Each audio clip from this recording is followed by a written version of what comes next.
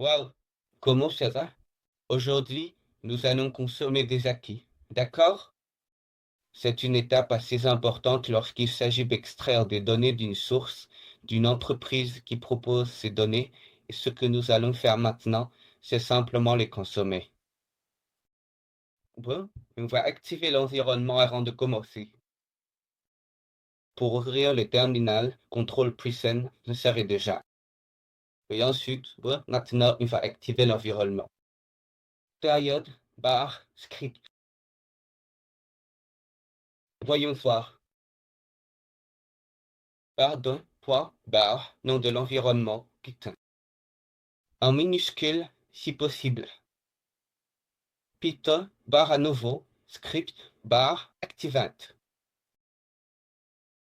Et comme toujours, vous pouvez vérifier que l'environnement est activé quand il apparaît entre parenthèses.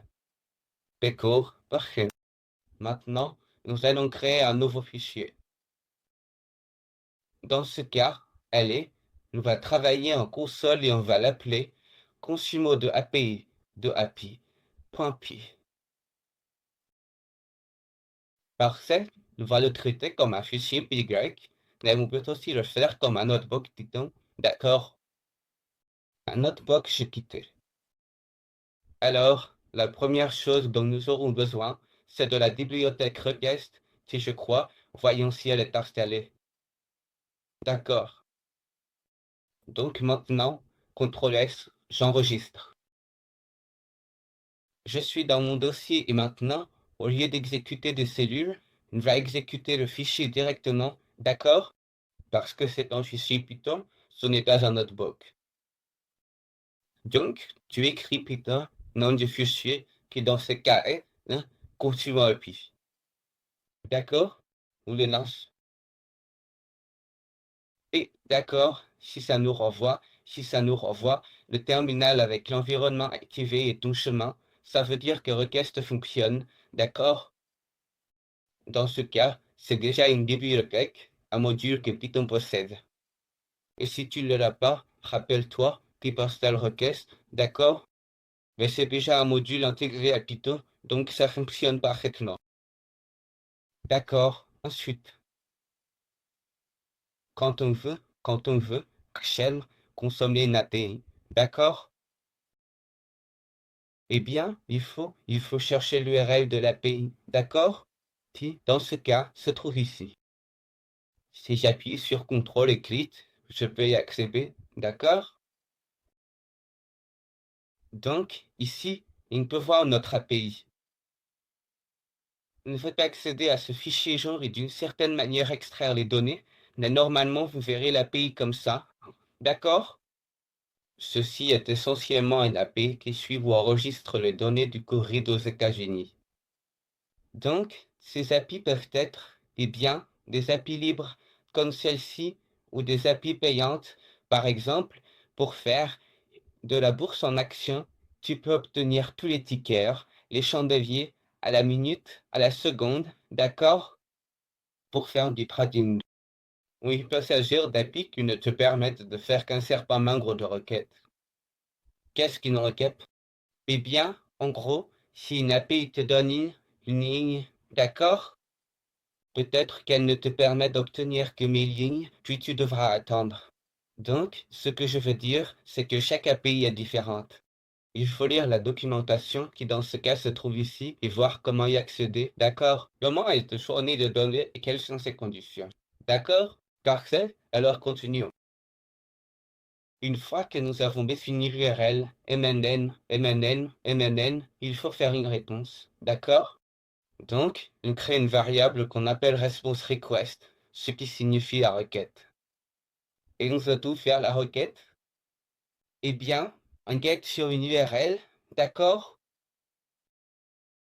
Celui-ci peut-être que celui-ci ne fonctionne peut-être pas. D'accord, parfait. Et bon, une fois que nous avons obtenu la réponse, on fait un print pour que cela s'affiche dans la console, d'accord? Donc, on reprend la commande d'avant, Python consommation d'API, dans le terminal. Et voyons ce qu'il nous dit maintenant. Réponse 200, d'accord? À chaque fois que tu accèdes à une page web, tu fais une requête, d'accord? Elle va te donner un code qui va de 0 à 1, de cents à 5 cents, je crois. Chaque code a sa propre signification. Par exemple, un 500 signifie que l'accès est refusé, un 400 que la page n'a pas été trouvée, et un 200 que tu as pu accéder à la page, d'accord? Pour plus d'informations, il suffit simplement de chercher sur Google les codes des pages web, d'accord? Et vous pouvez voir ce que signifie chaque code, parce qu'il y a une infinité de codes, d'accord? Parfait. Donc, une fois qu'on a fait la requête, la réponse, qu'on est entré sur la page et que tout est correct, d'accord? On peut continuer à récupérer les données d'avant et les transformer et les convertir en jaune, d'accord? Alors, passons à la réponse, d'accord? On a un JSON, un jeu, et on crée une variable qu'on va appeler bêta, d'accord? On imprime la variable. Imprimer les données. Et on revient, bon, on enregistre le fichier avec CTRL-S et on relance la commande d'avant, qui est Python suivi du nom du fichier .py. Et on va voir ce que ça nous envoie maintenant. On doit recevoir à nouveau la réponse et les données. Et comme vous pouvez le voir, ici, il nous a affiché toutes les données, tout ce dictionnaire jaune que vous pouvez voir sur cette page que je vous ai montré tout à l'heure, d'accord? Je la rouvre. Tchit. Ici, on peut voir toutes les données. On n'y est pas arrivé. Maintenant, il suffit simplement d'organiser les données ou de les transformer et de capturer ce qu'on veut récupérer, d'accord? Continue. D'accord? Une fois que j'ai les données, eh bien, par exemple, voyons, on va regarder un peu ici. Je pense que l'intérêt de ces données, tu vois, tu as l'état dans le cas d'un résultat positif parce que c'est lié au Covid. Je vous rappelle, si c'était négatif et pas mal de variables, de données recueillies sur le Covid. Ce que je vais faire dans ce cas, c'est une petite boucle et on va obtenir les états, d'accord? Nous avons tout trié par étapes pour obtenir les données et les rendre un peu plus faciles à manipuler. Imprimer l'état. Bon, ici tu peux mettre ce que tu veux, rappelle-toi. Imprimer l'état, les états, d'accord? Et c'est pareil. On enregistre. On retourne dans le terminal. Si on tape clear, je crois que, ou CDS, on peut l'effacer et on récupère la commande d'avant. Python consommation d'API, et ici ça s'affiche dans states, dans la boucle, d'accord? D'accord, si la boucle est entrelacée, c'est tout ce qu'elle renvoie si tu mets states. Donc, ce qu'on va faire maintenant, ça va être une chose, ça va être state/state. Tu vas accéder au champ state, d'accord? Et on va le stocker dans une variable qu'on va appeler states. Voilà, comme ça on accède simplement à chaque à chaque à chaque ligne, on accède au champ état et on le stocke dans une variable. Et ensuite, quoi d'autre? Bon, on va mettre ici ligne pour que ce soit plus clair, parce que sinon, vous ne comprendrez pas, d'accord? C'est-à-dire, chaque ligne est, disons, ceci, un dictionnaire, d'accord, avec sa clé et quand ça se termine, ce serait l'objet itéré, d'accord? Donc, comme chaque ligne est ceci, deux accolades, d'accord? Ici, on voit une autre accolade, une autre itération.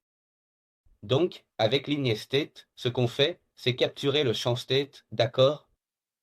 Et ici, il y a écrit Oklahoma, qui oui, je crois que ça veut dire Okla. D'accord, alors on va prendre plus de champs, par exemple, les cas positifs.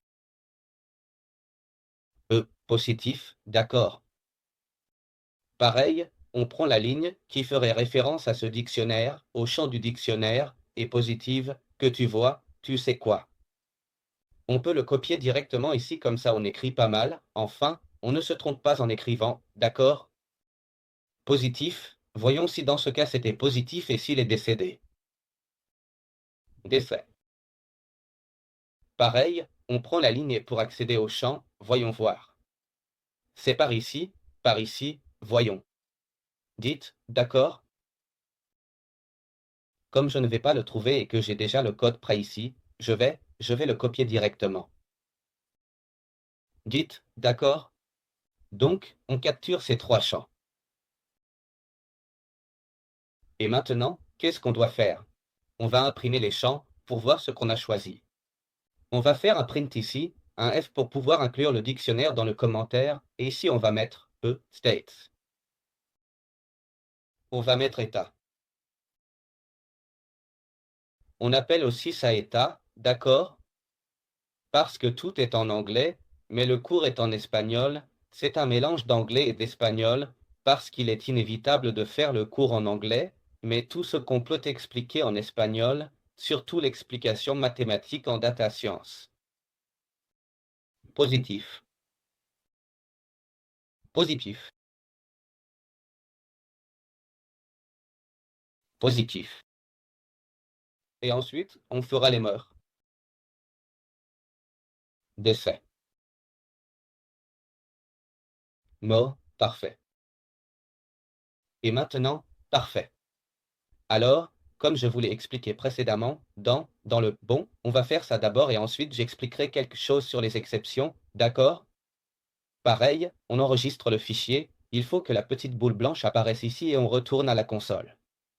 On exécute le fichier et dans ce cas, je vais enlever ce print pour ne pas qu'il me crache toutes ces données, d'accord?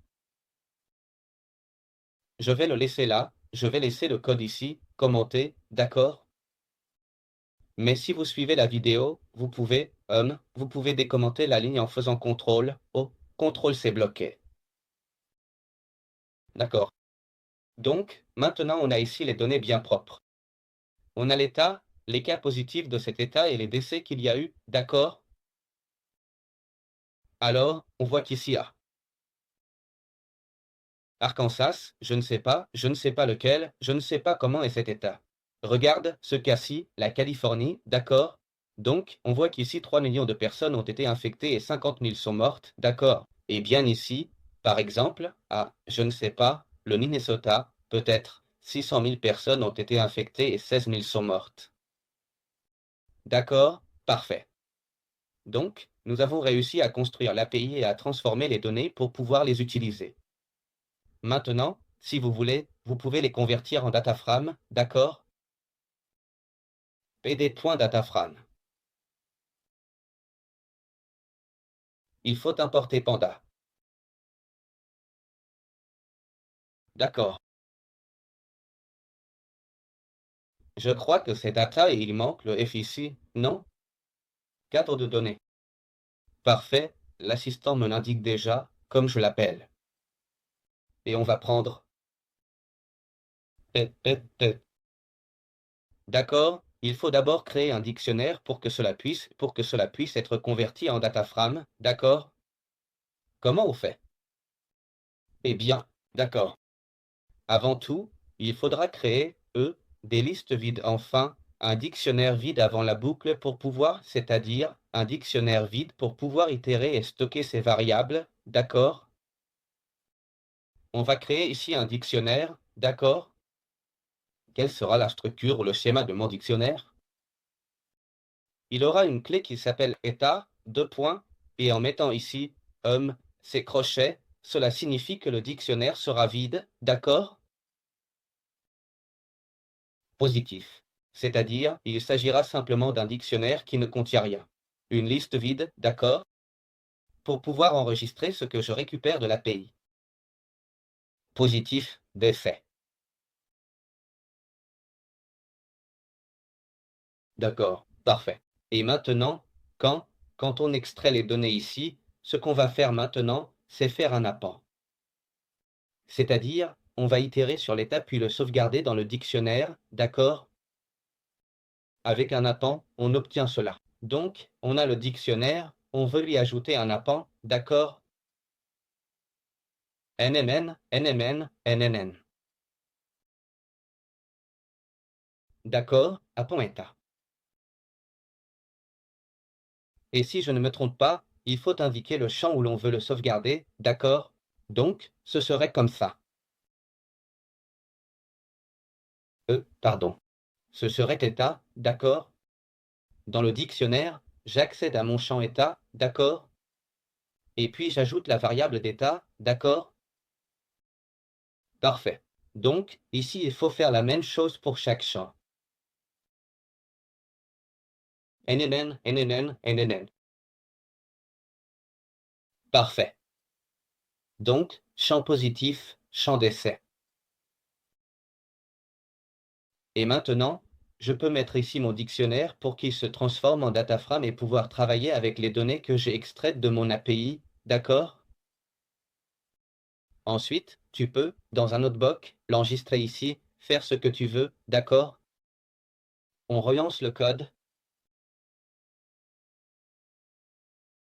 et il devrait y avoir cette liste à nouveau. Pas cette liste, ceci, ce genre, peu importe ce que c'est. Voyons voir. Que le fichier s'exécute. Parfait. Regarde, regarde. Un dataframe vient juste d'être généré, d'accord? Regardez. Ici, il y aurait les lignes.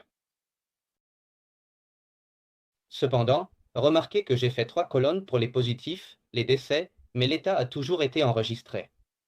Vous savez pourquoi?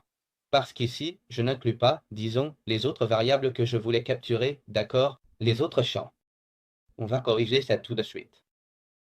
Rappelez-vous qu'en programmation, personne n'est expert, tout le monde fait des erreurs. Et on relance le code, d'accord? Parfait. Et maintenant, je vais appliquer quelque chose concernant les exceptions. Voyons voir. Là, c'est bon, maintenant ça fonctionne bien. Eh bien, il nous reste le dataframe. Il reste un dataframe pour chaque, pour ça, peu, colonne ou champ ou variable, comme vous voulez l'appeler, avec ses valeurs récupérées depuis l'API, d'accord? Prêt à faire quelque chose avec ces données. Alors, il y a une chose, maintenant, j'ai fait le code parfaitement, mais comme j'ai enregistré la vidéo, je savais déjà que ça allait fonctionner, d'accord? Je vais commenter tout ce qui concerne les impressions, d'accord, pour que le code n'ait pas à afficher quoi que ce soit, qu'il n'ait rien à imprimer et qu'il aille plus vite, d'accord? Mais pas la réponse. Et ce que je vais faire maintenant, c'est que quand tu travailles avec ce type de fichier, d'accord, tu dois faire un try, c'est-à-dire, je vais essayer d'extraire les données. Tu ne sais pas ce qui peut arriver, d'accord? On va regarder dans la réponse, juste ici. Quand tu travailles avec ce genre d'API ou de fichier, où tu ne sais pas si tu vas obtenir les données ou tu ne sais pas comment ça fonctionne, parce que chaque API est différente, d'accord? Tu essaies, d'accord, de créer les données et si ça ne marche pas, c'est-à-dire, s'il y a une erreur ici et que tu ne sais pas où est l'erreur, d'accord? Ce que tu dois faire, c'est capturer une exception. Dire, d'accord, fais-moi ça, et si ça ne marche pas, tu vas m'écrire un message, d'accord? Tu vas m'écrire un message pour me dire que ça n'a pas fonctionné ou ça n'a pas fonctionné ou ce qui s'est passé, d'accord? Donc, ici je ferai request, qui est cette méthode qui fait une requête à une page web, exception et une exception capturée de request exception, celle-ci. ASSE, je le renomme comme s'il s'agissait d'une exception. Et ici, je vais imprimer avec print AF. La demande n'a pas pu être effectuée. Et je vais mettre entre parenthèses la requête, d'accord, pour que vous compreniez un peu ce que je veux dire. Et ensuite ici je vais mettre l'exception, d'accord? Alors, maintenant, si j'exécute le code, CTRL S pour sauvegarder et j'exécute le code, tout va fonctionner parfaitement, d'accord? Je vais seulement imprimer la réponse, les 200, que j'ai saisi correctement, d'accord? Mais, parce que maintenant le code est correct, mais on va le tester, d'accord? Voyons ce qui se passe. NMN, NMN, NNN. D'accord, maintenant quand je vais lancer, on va voir ce qui se passe. Et oui, c'est bon, voilà, réponse, d'accord, parce que le code fonctionne, mais maintenant je vais faire quelque chose, d'accord? Je vais mettre ici l'URL incorrecte, exprès, d'accord? Je vais ajouter ici, après Jon, plein de N. CTRL S pour sauvegarder et maintenant je vais relancer le code, d'accord? Et maintenant, je lance le code. Maintenant, il essaie de chercher n'importe quoi et il m'affiche que D'accord, d'accord. Donc, on va mettre la mauvaise URL. Au lieu de Jean, on va mettre ici, eh bien, 2G, d'accord? CTRL S, ce que je veux, c'est que le message d'exception s'affiche. Regarde, on peut le voir ici. La requête n'a pas pu être effectuée, request, c'est le message que j'ai mis ici, d'accord? Et ici, il indique que la connexion que vous avez faite, il ne la trouve pas. Tu vois, ici tu peux déjà voir que ce code d'exception m'a permis de comprendre un peu pourquoi je ne peux pas accéder, tu vois, à la page. C'est pour ça qu'il est si important de capturer les exceptions dans certaines parties du code, au cas où tu ne saurais pas ce qui va se passer dans le code. C'est pour ça que j'ai posé la question ici. C'est une API, chaque API est différente et j'ai essayé d'extraire ces données, c'est-à-dire de cette source de données, de les extraire. Donc, tu testes et il vaut mieux toujours demander et sinon, capture l'exception, d'accord? Voilà, c'est tout pour cette vidéo.